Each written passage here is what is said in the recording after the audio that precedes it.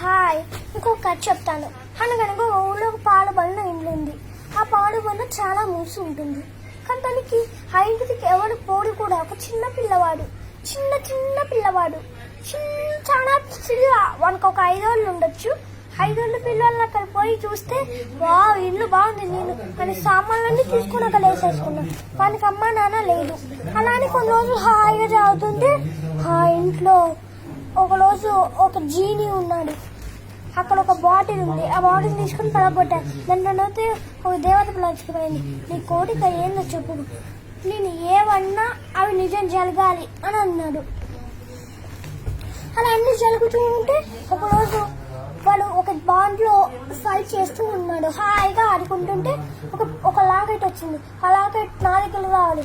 ఆ లాకెట్ దాని దగ్గరకు వచ్చింది. ఆ లాకెట్ తీసుకొని దానికి ఎదలేదు. ఆ లాకెట్ ఆ పక్షిని వెంటాడుతూ ఉండాలి అని అన్నాడు. ఆ పక్షి వెంటనే పలికిపోయింది. వచ్చింది. ఆ వెంటతో కాశ్మీర్ తినేశాడు.